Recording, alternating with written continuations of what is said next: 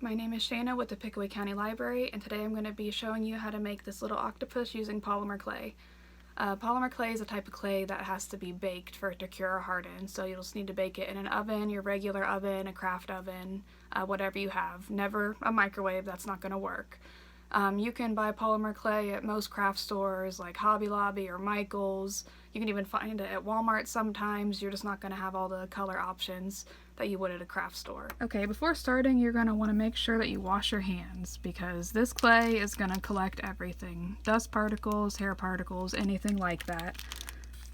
You can wear gloves if you prefer not to get any clay residue on your hands. If anything gets on the clay that you want off, you can use alcohol prep pads or a Q-tip dipped in isopropyl alcohol just to rub it off. And you're going to want to make sure that you protect your work surface with like a clay mat like this, wax paper, foil, parchment paper, anything that's just going to protect the surface from the clay. So what you're going to need for this is you're going to need a toothpick or a nail daughter, something that's going to be used for the mouth and the suckers on the tentacles. You're going to need 2 beads for the eyes and 2 different colors of clay. If you're using new clay or just clay that hasn't been touched yet, you're going to have to condition it. That just means you're going to want to manipulate the clay for ease of use, so just rolling it, stretching it, just anything that's going to make it easier for using. Depending on the brand of clay you use, some brands are going to be a lot firmer. This is a Sculpey 3 brand, so it's a pretty pliant clay to use. Okay, so the first thing you're going to want to do is you're going to want to roll a ball of clay about 1 inch in diameter. Let's see.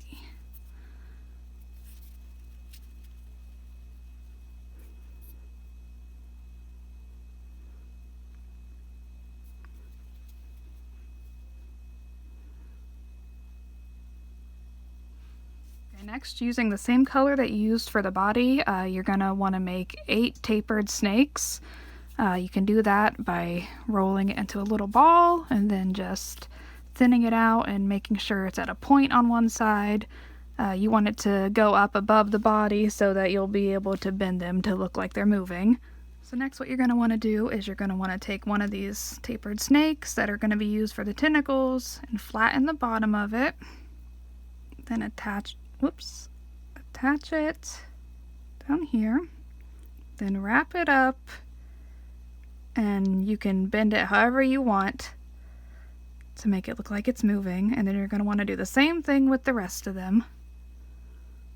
Okay, so now you should have something like this with the tentacles going just however you want them.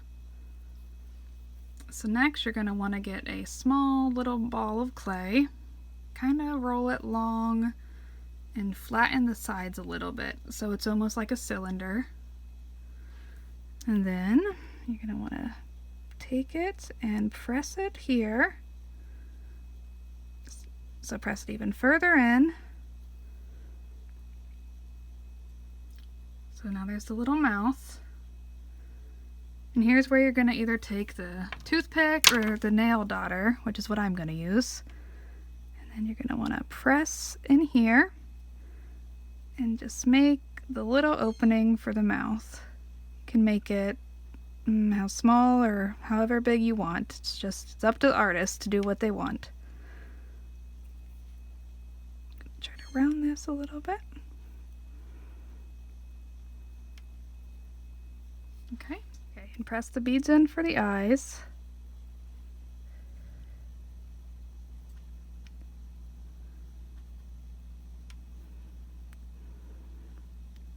And now he has his little face.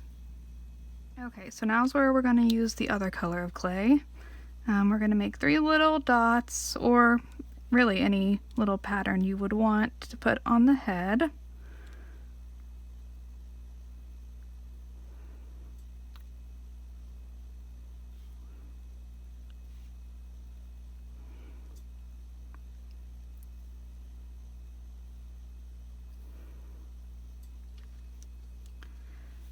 Then this is where we're going to start doing the suckers on the tentacles.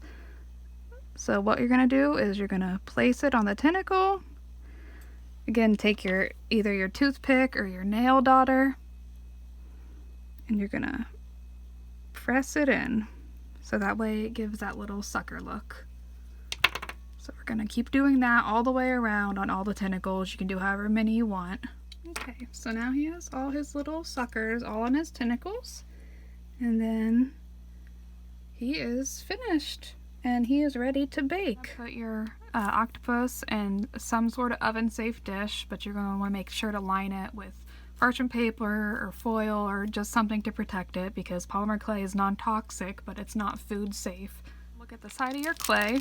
It's going to have instructions right here for baking. So this says 275, 15 minutes per 1/4 inch. So when I bake this, it's probably going to be about 45 minutes to an hour, but again, it's just going to depend on what type of clay you have. You want to make sure to read by this and go by what it says, because you don't want to overbake it or underbake it.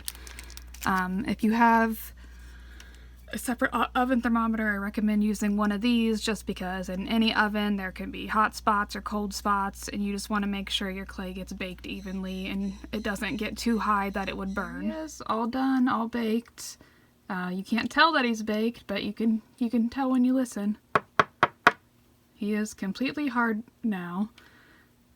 So this is the size that was in the basic tutorial, but if you want, you can make them bigger.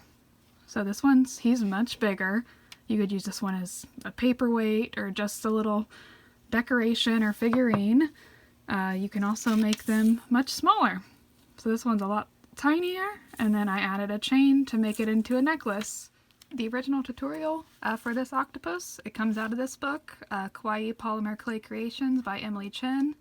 There's a lot of different projects in here that you could try, and this is available in our catalog. So please share your creations with us to our Facebook page.